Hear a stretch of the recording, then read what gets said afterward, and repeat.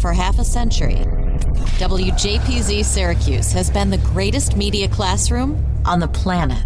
We've trained students from the 1970s to the 2020s on how to run a professional radio station. But the lessons learned and relationships formed go far beyond studios and transmitters. Taking a look back through the eyes of those who experienced it. This is WJPZ at 50. Welcome to WJPZ at 50. I am John Jagay. It may not surprise you to know that alumni often talk about students, particularly when the student is a budding rock star. I can tell you that for today's guest, when she was PD of the station, people like Josh Wolf and Matt Del Signo were telling me about this woman and how she was going to be destined for big things, and they could already tell.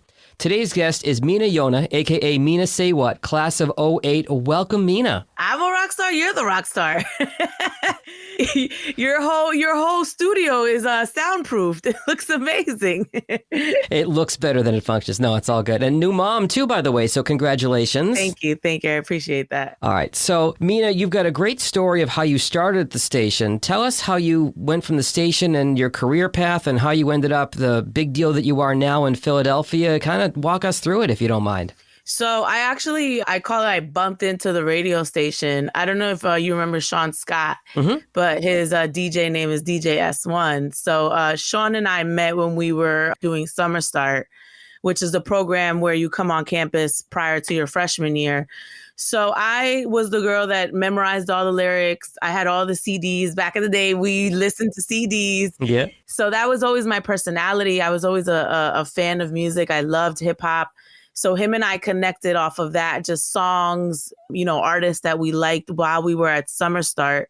So one day, Sean actually asked me to come into the radio station to fill in for his host, who at the time just didn't show up. Wow. And that's kind of how it happened.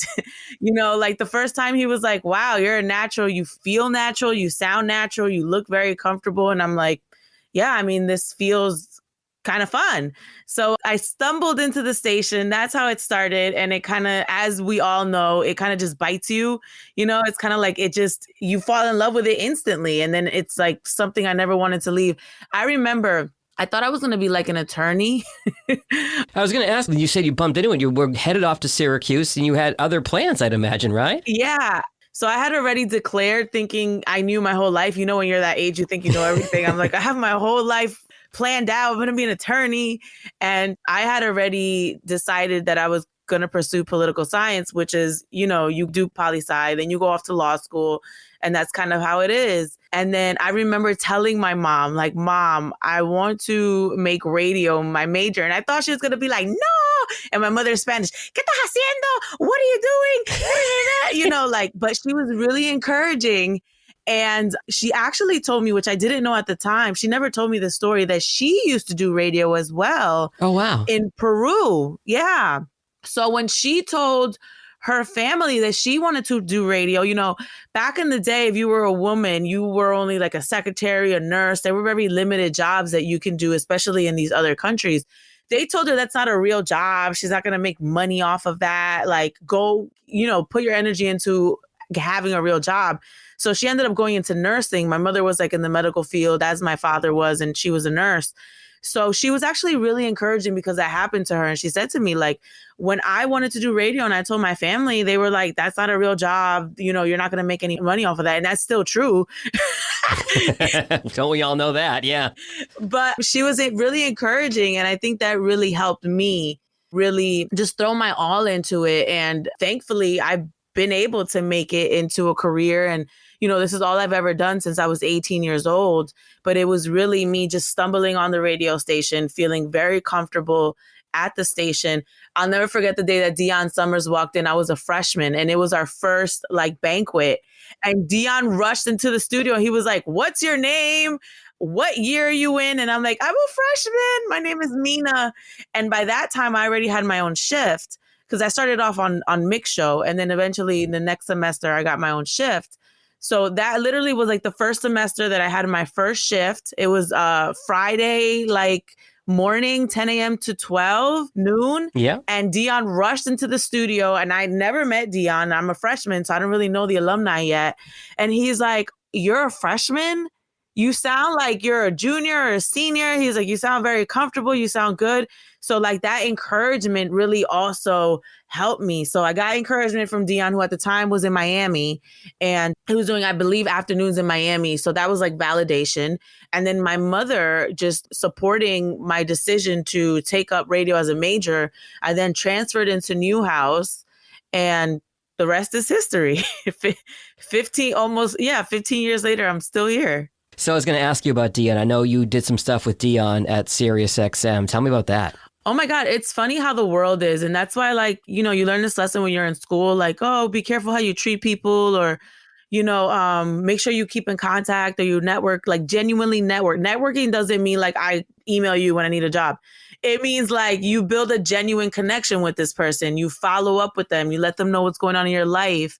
You know, they're like kind of there with you on your journey, and you're there with them, you know, like Dion's dog passed away, and I remember like reaching out to him, and, you know, that's how you build a genuine connection with someone. So that's my idea of networking in the beginning, just building like that genuine connection. Sure. But it's funny how life works. I met him when I was a freshman. He was very encouraging. And then my first job I got at SiriusXM, at the time I got hired to be a music coordinator. Eventually I became a program director, but I got hired as a music coordinator. Was that your first job out of school, the music coordinator job?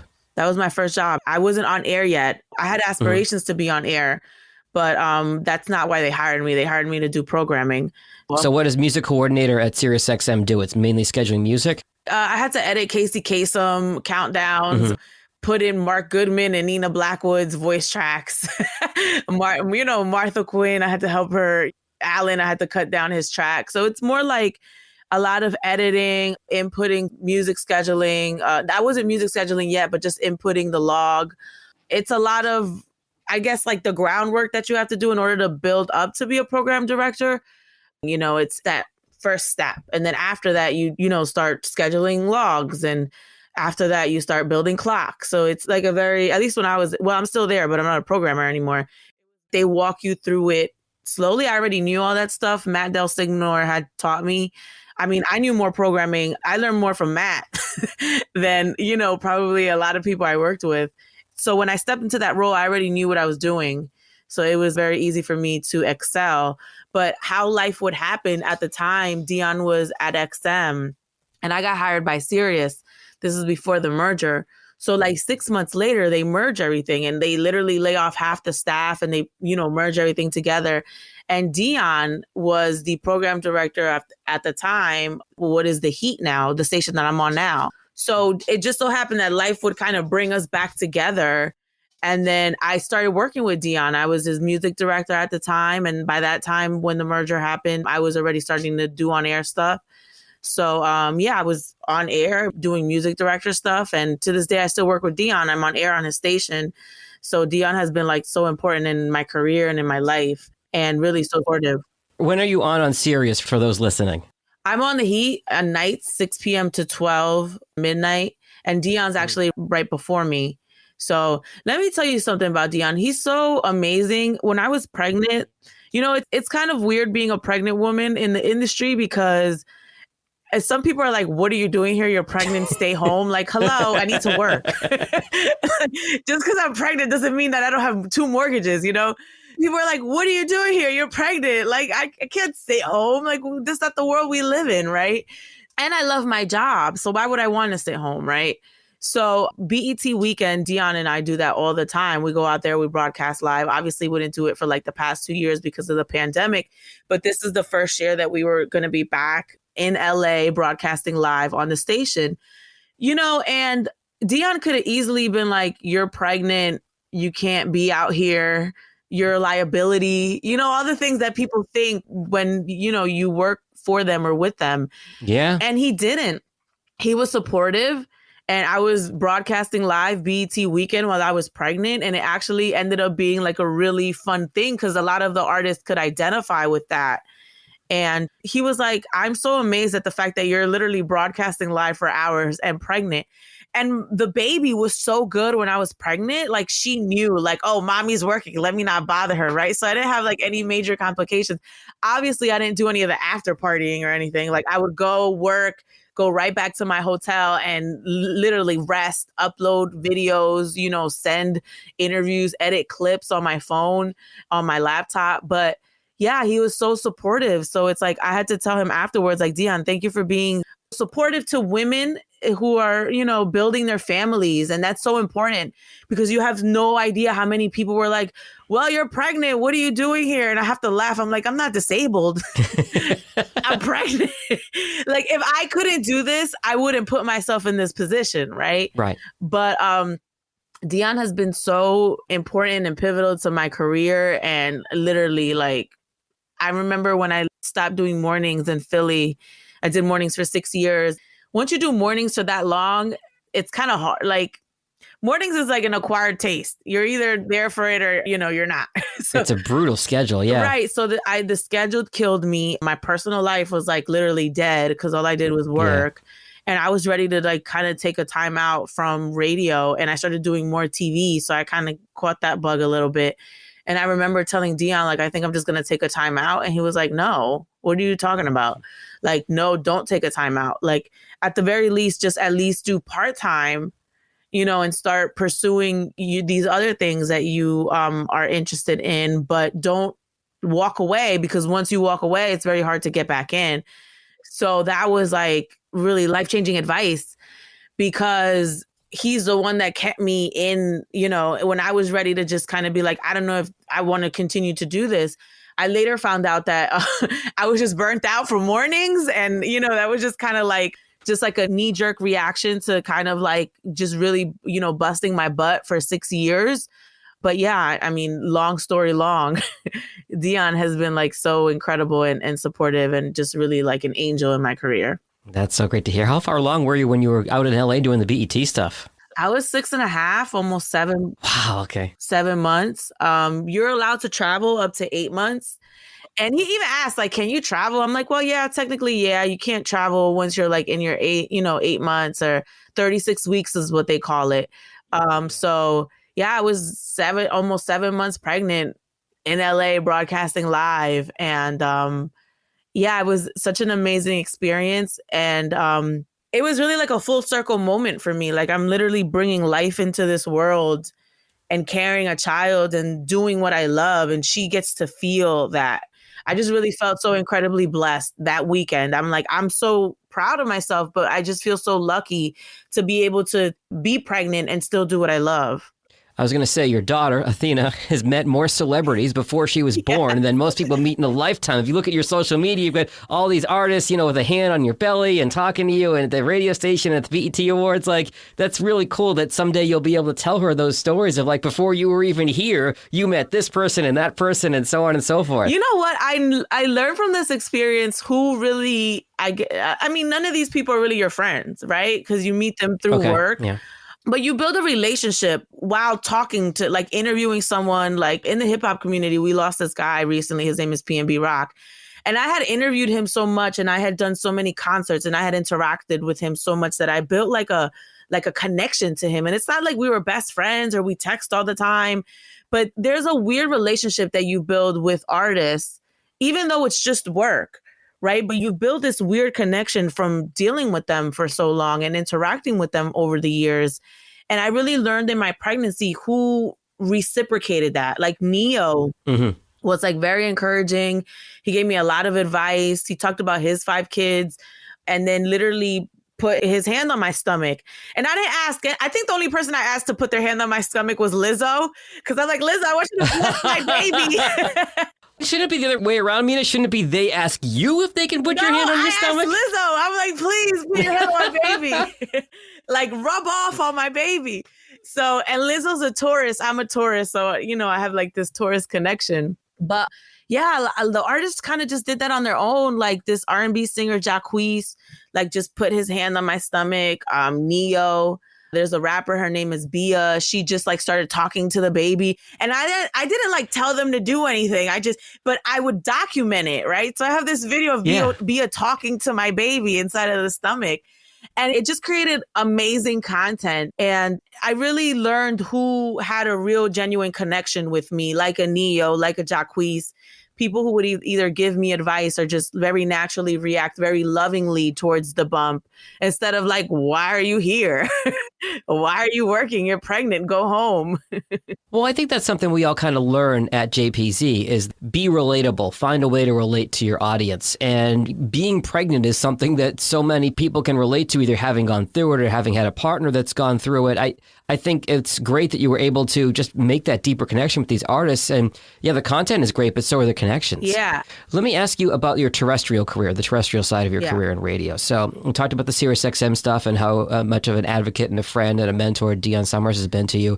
Tell me about your career on the terrestrial radio side. So I got hired by SiriusXM to be a programmer. I was there for 4 years the first time, and I'm now there in my second stint. So the first time I was there for 4 years, and I left because the programming thing really started to take off, and I was a program director. I was programming the holiday channels, like the Halloween, Christmas. I had SiriusXM Love as a channel that I was programming. I was programming another station, random station called Super Shuffle, which is like a cluster F of like a whole bunch of random songs put on one station. So when you say programming, you're scheduling the music? Yeah. And then I was Dion's music director. And then I was an assistant programmer on 80s on 8 with Martha Quinn and, you know, all the 80s VJs. So I left because the programming stuff really started to take off. And I was on air, but I wanted to focus on my on-air career. And at Sirius, like once you get hired to do you're a programmer. Like obviously being a programmer is more important than being on air. I'm not saying on air is not important, but when you're responsible for the whole station, that kind of should take precedence over, you know, you doing your doc breaks. So I left to focus on air. I went to Power 99 in Philly to do mornings. I was there for 6 years. So at the time I had applied for a midday slot there. And it just so happened that the morning show girl got hired at the time that I was applying. And then they said, well, we think you have the perfect personality to do mornings. And then I ended up taking the morning show slot along with a digital manager slot. And at the time, digital manager literally meant Facebook, right? Facebook and like... What year is this? 2012. Okay, yep. So it meant Facebook. It didn't mean, you know, and the website. It didn't mean TikTok, Instagram, Twitter. I think Twitter had just started, but like radio station platforms were not on there. They were kind of like, oh, that's something cool for the kids, not like something that we need to do in order to reach, you know, our listening audience. So at the time, it was like a small job to be the digital manager. But over the course of 6 years, it became a humongous job. And by the end of it, I was literally doing the website, you know, Instagram, Facebook, Twitter, TikTok had just started. I was like so burnt out between like, let me write my, you know, my story for the website. Let me post it to all these websites, you know, all these social media sites. Let me, you know, monitor the sites, put up social content. I was overwhelmed in addition to doing mornings. So I tried at the time to get the digital stuff off of my plate. And I was literally told, like, this is the job, take it or leave it. So it just seemed like there was no negotiation when it came to my role, that doing mornings and having this digital job was kind of like the package. So I very quickly realized that I wasn't going to get what I wanted. I just wanted to do on air at that point because that was always the goal. I just took that extra position for a little bit more money, but I didn't know what that position was going to become. So at the end of it, I'm like, okay, this is a whole nother job. So I had to literally make the choice of I have to leave in order to figure out, you know, how I can pursue and do what I want to do without, you know, this extra position. So I left Power. And this is when I was like, well, maybe I need to take a time out. And this is when Dion came in and said no. And then I started doing weekends on SiriusXM. And then I was also working in New York for a terrestrial station, a Cumulus station that was later sold. You know, Cumulus at that time sold all their stations in New York. And that's kind of the gamut that I've run. You know, I went up to New York. I was doing part-time. I was working for a terrestrial station. I was ironically producing digital content with artists. I was doing TV in Philly at the time. And then I quickly learned that I missed being on the radio. You know, I did my podcast, of course, but I quickly learned that, no, I need to get back to doing radio full time. So then I came back to Philly and I started doing middays. And obviously I'm still at SiriusXM. So that was kind of my terrestrial journey. And you're still doing middays in Philly now? I am. On what station? 100.3 WRMB. It's a Radio 1 station. Nice. Excellent. Yeah. And you're doing TV stuff now too still, or? So the TV thing I have to put on timeout. During the pandemic, I literally was applying for like full-time reporter jobs or hosting jobs, whatever, anything TV related. And then everything stopped. So I felt like the pandemic said like time out to the TV. And I was just, during the pandemic, I was sitting at home. I was literally doing middays for one station, then nights for SiriusXM, and kind of just doing that the whole time. And that's how it's been since the pandemic started. So 2020, I've been doing middays and nights on both stations. From home or going into the station, or? From home. Yeah, I didn't start going into the station for, I think like last year, maybe around this time we started. But yeah, from home, I was doing both stations. It was very difficult. But yeah, so now I would still work for that terrestrial station in Philly. And then I also work at Sirius. It's WJPZ at 50. Hey, JPZers, it's Sam Candell, class of 2018 and chair of this year's banquet committee. Banquet 38 will be March 4th, 2023, and you're not going to want to miss it. You can buy tickets now for $89, but only through December 15th. Get them now through the link in our show notes. Looking back at half a century of broadcast excellence. This is WJPZ at 50. XM. Let me bring it back to WJPZ. So talk to me a little bit about lessons you learned at the station. I know you talked a lot about, Matt teaching you about music and then Sean bringing you in. What are some of the lessons you've learned at JPZ that formed the foundation of the career you've had so far? Everything I know, I learned at JPZ, and it's incredible. You hear that when you're a student, but you're like, whatever. But like literally, so Sean and I were responsible for updating the station to profit. So when we were there, we were actually operating under Audio Vault. When I was a program director and Sean was the GM at the time, Sean, along with Tex, did all, and then Alex Silverman helped as well. And then Alex went on to become the general manager the next year. And I was a program director then. So I worked with Alex Silverman and Sean Scott as a programmer. But before Alex came around, or before Alex was promoted, Sean and I literally transitioned the whole station to profit. So him and Tex did like obviously the technical stuff. And then it was my job to learn the operating system, which I learned from Tex, and then obviously Matt Del Signor. And then I had to teach the staff. Right. I was a program director at the time. I literally did not know how valuable that information was. I knew how to voice track. It's funny. Now you go to the station and they all voice track, right? It's like normal. But back then, no one at the station voice tracked because we were on Audio Vault and you had to be there live. So I literally ushered in that new wave of like voice tracking. I don't know if that's a good or a bad thing, but well, no, let me stop you there, Mina, because that's a really good point that you just made, because I think some from the outside looking in who haven't seen the changes in the industry, they would be like, oh, we used to be live back in the day and now you're voice tracking stuff. Would you say that's just kind of where the industry has gone? What would you say to somebody who has issue with that? That's exactly what our thinking was. This is where things are going, and we need to prepare students what it's like out there. I mean, we all have this utopian idea of what we want radio to be, but that's just not what it is right now. So I always thought of JPZ as the teaching ground for what you will experience when you go out into the world. It's very unrealistic to think that you're going to graduate from school and go right into a live on-air shift. That's just not how it is. In fact, people now use voice tracking as kind of like an educational tool, right? Well, you're not ready to be live. You have to voice track first. Before, it used to be like, oh, you're live. This is how you learn now. You learn live, and then voice track is a perk, right? Like you get to voice track now that you're so good. It's so funny because I think back to my very first radio gig, and that was back in 2004, and we had Profit NexGen, and my program director for the first week had me voice track the whole show until I got comfortable with NexGen. That was, almost 20 years ago, so that's a really good point. But it literally shifted. It used to be you're live, and once you're live, now it's a perk that you can go and voice track, right? Now it's actually shifted. Now it's like, well, you have to voice track first before you can be live because we don't want you to mess it up. We don't want you to take us off air. We don't want dead air. We don't want commercials not running. We don't want you not hitting the post. Even like the overnights, like we always knew that the overnights were kind of like the training ground for you to be able to do any other shift. That's kind of how voice tracking is now. You don't go right to being live. You voice track first. But back in that day, in 2006 we did this change, maybe 2006 I think, maybe going into 2007. It was a perk to voice track. Everyone could not voice track. Everybody didn't have the software.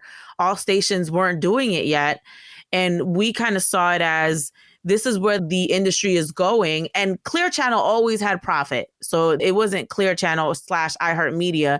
They already had profit. They were already voice tracking. And then people used to be like, Clear Channel killed the radio. But it's like, this is where things were going, because at the time, Clear Channel was, and it still is, one of the biggest radio companies. And they were already doing this. If we're going to prepare our students to be out in the world of radio, they have to know how to do this. So that's kind of how we looked at it. So it was my job to learn the software and then teach it and then make sure that people were utilizing it properly.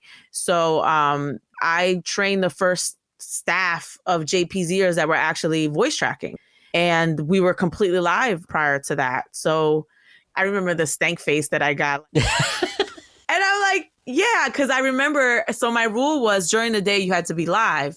But after like 10 o'clock, everything was voice tracked all the way until 6 a.m. for the Z Morning Zoo. Mm-hmm. At that time, we were actually losing students because a lot of the students, it was that weird shift when Napster was around. It was like that weird phase where like Napster's here.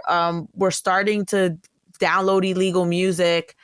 Not a lot of people are listening to the radio when you have your, your CD of illegal music that you burned off your Napster or whatever. So we were starting to actually lose students. So I had to recruit from scratch and teach people that had never been a part of the radio station, radio and Profit NexGen. So this is actually the first time since I had been there during that time that we actually had someone on air every hour. Wow. Prior to that, we actually didn't even have, I think Lindsay was a program director. We didn't have a lot of people working overnights. Nobody wanted to stay in the radio station overnight. And obviously things were, some people did and some people didn't. There were a lot of overnight shifts that were not filled.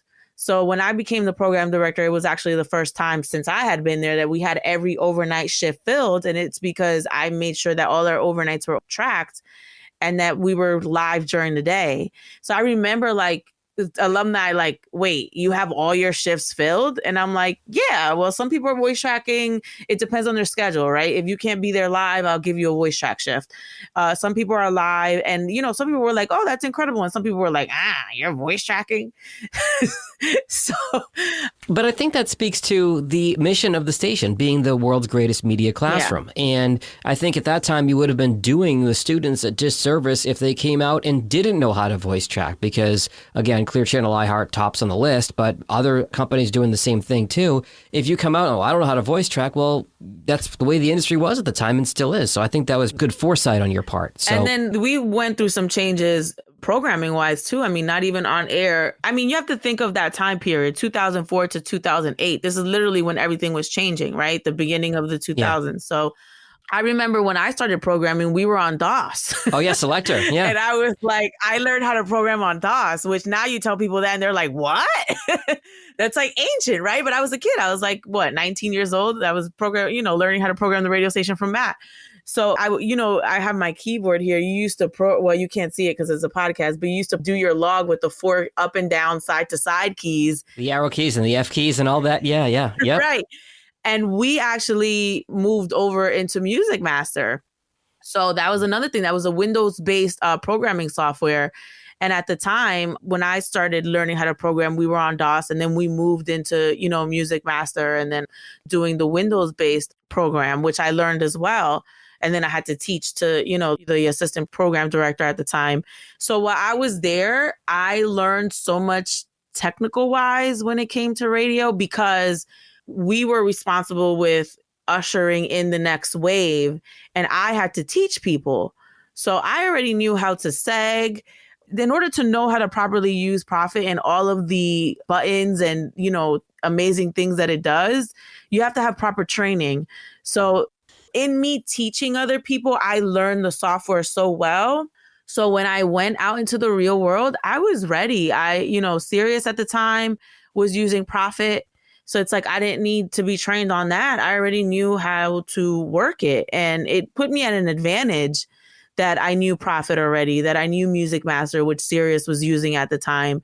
So that learning curve where you're learning the software, I skipped right over that. So that actually allowed me to be promoted a lot faster because I didn't have to learn how to use the clock. I didn't have to be taught about the philosophy of the clock. I just needed to be taught programming on a professional level, which I learned from Kid Kelly because he was my boss at Sirius when I was a programmer. So I learned programming philosophies and how to build a proper clock, from Kid Kelly, but I learned the software at Z89. That's really huge. Tell me if you can think of any off the top of your head, Mina, a couple of funny stories or stuff you remember fondly from your time at JPZ, just stuff that sticks with you if you look back and say, oh, I remember the time when, that kind of stuff. That's hard because there's so many moments like that. It's like almost like when you walk into the radio station, you feel all warm and fuzzy because you have all these like stupid memories of stuff. But I remember us camping out in the studio, trying to raise money. There's so many moments, and JPZ is just, still a family, and it's just hard to put it all in words. We spent so much time learning software and teaching software. There's so many moments where like Sean and I had heart to hearts, or Alex and I had heart to hearts, or, we're camping out trying to raise money for the radio station. So was that like a fundraiser kind of thing? Yeah, I mean, it's kind of hazy. A lot of it is like you remember it, but it's hazy. I don't know why, but we were just camping out and we had blankets. and Lindsay was the program director at the time. I wasn't the program director yet. But we were in the station sleeping on the couch. Don't go on that. I don't even know if that couch is still there, but that couch is like... A lot of people have slept on that couch. And yeah, I just, a lot of it is like, everything was fun. It was like home. It's like the one thing of home that we had. And eventually the rest of the camp is, you get comfortable with your surroundings and you build a family at school. But like Z89 was always home. All the funny stuff happened, all the pranks, the camp outs, the sleep outs. We're off air in the middle of the night. You got to go in. You got to go in. I'm in my PJs. I used to live in Day. I was in Day. Oh, no. So I would have to come down from the mountain in my PJs to go to the radio station. So, yeah, I mean, so many memories. It's hard to remember one. Yeah, I think so many of us can relate to what you just said. I know I can, where I got to Syracuse in the fall and I was homesick. And I really didn't find my connection and my tribe, really, until I started working at Z89 and met friends there. Of 75% of the people I still talk to from Syracuse are JPZ people, whether they're my classmates or alumni, younger or older, or, half of them stood up in my wedding. It's really that family atmosphere, and I think that's probably a great place to leave it. Mina, anything you want to plug as far as social media, how people can keep up with you? Just follow me at MinaSayWhat. Athena has an Instagram as well. So it's at Athena the baby doll. I literally want to post pictures and videos of her all day. And I know that people aren't following me. Like I have like 79,000 followers. I know they're not following me to have 1,000 pictures of my daughter, right? So I have to be very conscious of my brand. But I had to create an Instagram for her because I'm like, I just cannot help myself. Every day I want to post videos and pictures. Last week she said what? She might have not even have said what, but in my head it sounds like what because she's starting to, speak baby gibberish. So I'm like, I need to post my daughter saying what. So follow Athena. And she's going to be at every radio station thing with me. And, maybe one day she'll be in radio as well. Who knows? 2 generations, MinaSayWhat and AthenaSayWhat. Right. 3. My mother was on the radio. That's right. There you go. So, and then my website, MinaSayWhat.com. Mina, thank you so much for spending a few minutes with us today. Really a blast having you and telling some great stories. Take care. Good luck with the baby. Good luck with your continued success in your career. We'll talk soon. Thank you. Bye. The WJPZ at 50 podcast is created entirely by the staff and alumni of the world's greatest media classroom. It's hosted by John Jag Gay, class of 2002. Editing help from James Bames Grundy III, class of 2020. Imaging by Maureen Cooper, class of 1999. And Ed Lacombe, class of 1985. Podcast artwork by Marty Dundix, class of 2001. Follow WJPZ at 50 on Apple Podcasts, Spotify, YouTube, or wherever you're listening right now.